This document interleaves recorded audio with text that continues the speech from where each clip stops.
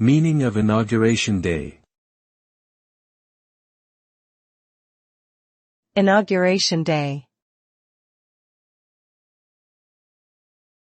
Inauguration Day. Inauguration Day.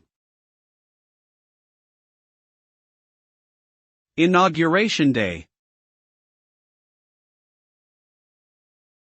Inauguration Day is the day when a newly elected president or other government officials are sworn into office and begin their term.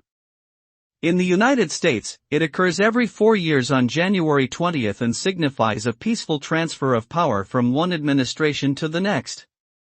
The day's events typically include a public swearing-in ceremony, an inaugural address by the new president, parades, and various other celebrations. It is a significant day in American politics and symbolizes the beginning of a new era for the country.